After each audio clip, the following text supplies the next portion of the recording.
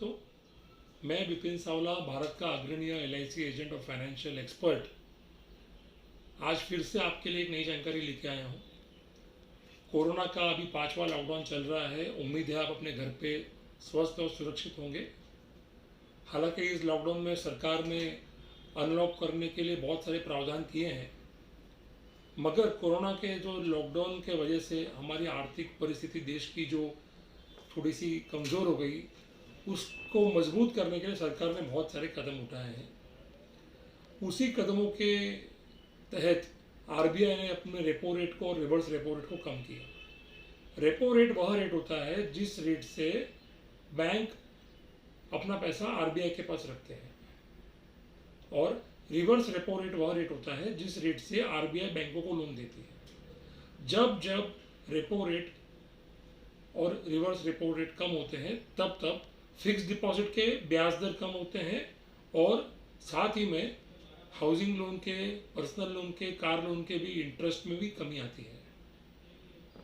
अब एक जानकारी आपको ये देना चाहूँगा कि आज हमारे पास जो परिस्थिति है पूरे विश्व में, पूरे विश्व पे अगर हम लोग इंटरेस्ट रेट दिखा जाए तो यूएसए में आज से 1.5 महीने पहले 1.75% इंटरेस्ट रेट था, जो अभी 0% कर दिया है।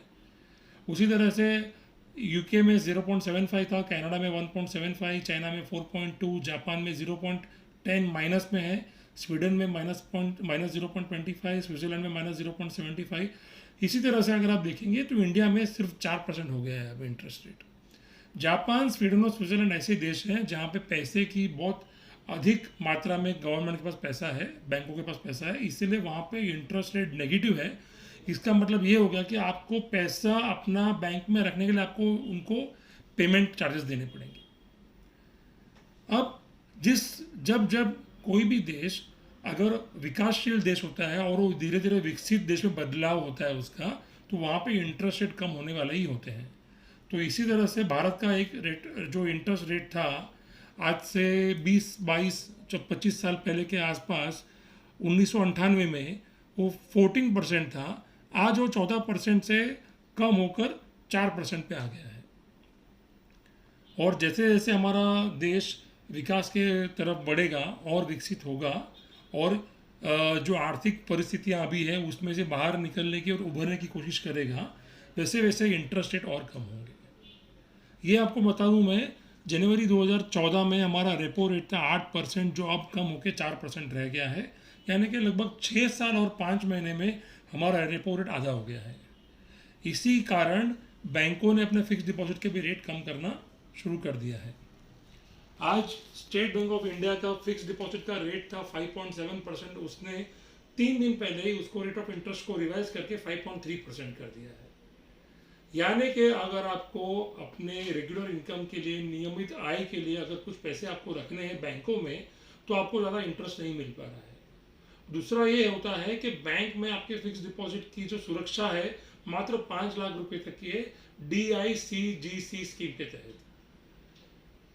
इसी के सामने अगर आप अपना पैसा रखना चाहते हैं म्यूचुअल फंड में, तो आज म्यूचुअल फंड की मार्केट में बहुत वॉलेटिलिटी है, बहुत अनिश्चितता है। इसीलिए म्यूचुअल फंड में पैसा रखने ऐसा या निवेश करना ऐसा रहा नहीं है।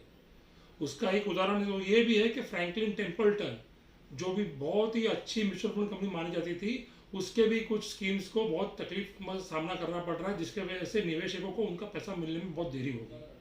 तो मेरा आपसे ये अनुरोध है कि LIC में भी ऐसी कुछ स्कीम्स है जिनका नाम है जीवन शांति और जीवन उमंग, जहाँ पे आपको 5.6% के आसपास इंटरेस्ट रेट मिलता है जीवन शांति में, और जीवन उमंग में आपको 6% के आसपास इंटरेस्ट रेट मिलता है टैक्स फ्री, जिसको अगर हम लोग कन्वर्ट करें टैक्सेबल इंटरेस्ट रेट में, यानी कि बैंक एफडी के रेट के कंपैरिजन में कंपेयर करें तो लगभग 7.5 से लेकर 9% तक का रेट वहाँ पे आपको मिल सकता है।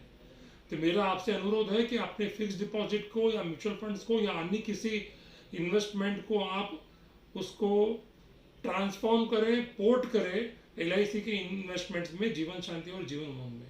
आपका बहुत बहुत धन्यवाद। आपका दिन शुभ हो।